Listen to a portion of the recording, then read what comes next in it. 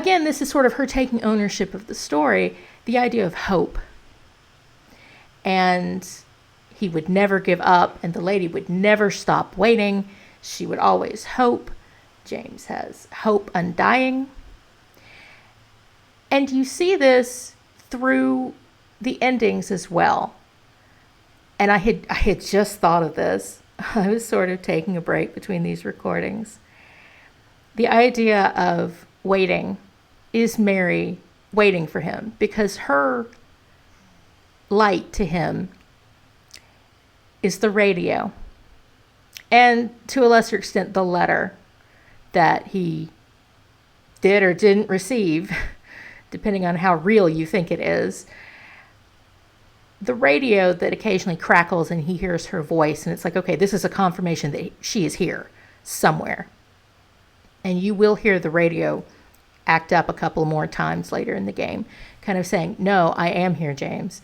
It sounds impossible, but yes, I am here. And that's her flickering candle, if you will. And there are endings where there's an ending where she tells him to get fucked. You're a terrible person. And he has earned that, really.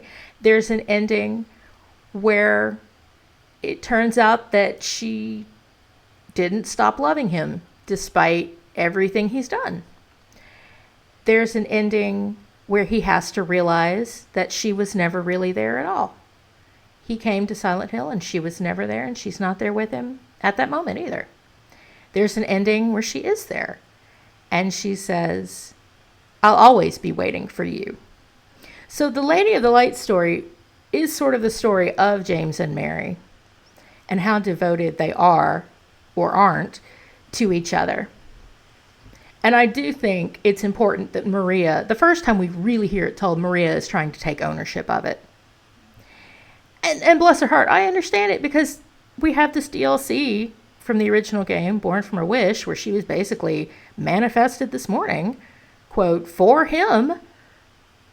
She wants to live. And that's what living requires, that he love her and she's there to love him. And what else can she do? And I think this version of the game gives her some implied interiority when we sit and watch her look up at that statue, and we can kind of imagine what she's thinking and hoping and dreaming of. And I don't think, because I have watched the original game once through, I don't think the original game gives her that. I don't think it intended to. I want you to come look around at this before we... It came from inside the theater. The scream, yeah. I want you to come look at this before we set off a cutscene. Okay. I think Artificial Sky is the name of the movie. I think this is a reference to Vanilla Sky, which was the 2001 Cameron Crowe remake of Abre los Ojos, Open Your Eyes.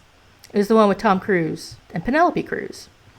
And if you're my age, you may remember some tabloid shenanigans.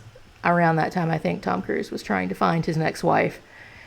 But it does, I'll give you some slight spoilers for it. It does have a dream world, unreality kind of thing going on that makes a lot of sense to reference. And there is something that happens to the Penelope Cruz character that is very, very relevant to this story in particular. If you know, you know. So I think there's a very good reason that movie got referenced. This one is a clear reference. Return to Owl Creek Bridge. Back for a happier ending. This is the 1890 Ambrose Bierce story. It's often taught in American high schools.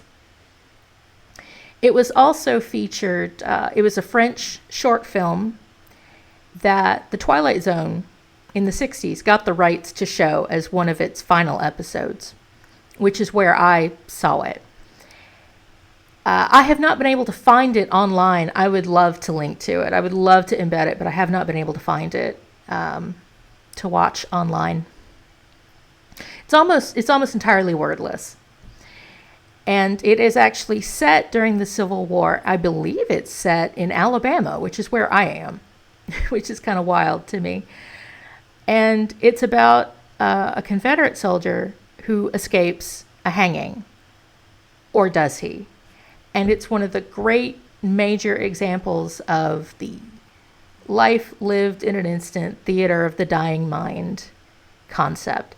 And I went and looked this up. This actually isn't the invention of that trope. There was even a Charles Dickens essay about a prisoner that may have inspired Ambrose Bierce specifically. But this trope also goes back as far as the Tang Dynasty in China. So it's been featured in literature. However, this is a very famous example of it. And the title, An Occurrence at Owl Creek Bridge, and this is Return to Owl Creek Bridge. It's so specific and unique, you're going to get it immediately. Or you're going to Google it and go, okay, that's going to come up. That's not a common phrase. So if you want to get across the idea that this game may involve a man imagining a life in the moments before he dies, this is a very good reference to get that across. And Ian and I'll give you something else to look at.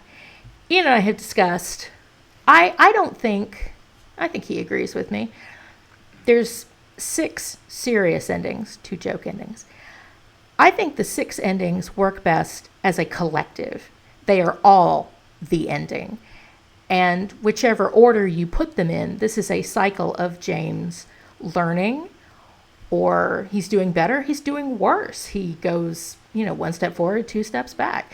And eventually he ends up at whatever ending you think is the most resonant. I like Leave, where he finally gets some kind of closure and a reckoning and takes accountability.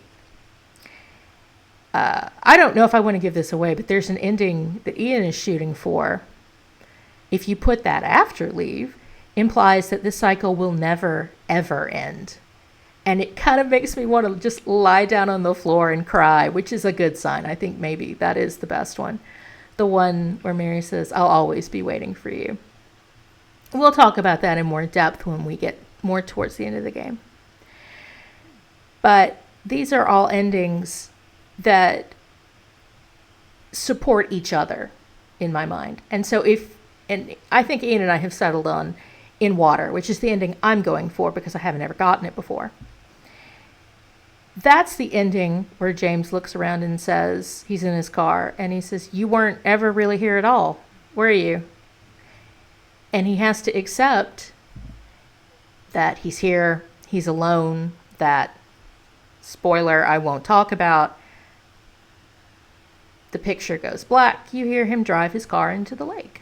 This is why I gave a blanket warning for suicide and suicidal ideation. And at that point, you might say that everything we have seen before, he was alive at that point, theater of the dying mind, and then after that, the subsequent runs of the game are after he has died. You could say that. And now he is in some kind of purgatorial state, and he's having to do this over and over until he gets it right, or doesn't, and it goes on forever. And this is all theoretical. All of this is theoretical, and I think intentionally the game leaves it ambiguous. The game doesn't want to say, yes, this is right or wrong. It gives you the tools to come up with your own interpretations. You don't have to like this interpretation at all. A lot of people don't like time loop theory at all. And I think some people want to pick one ending and say, whichever this was, each one is unto itself. It's not a collective. That's what I really like to think of.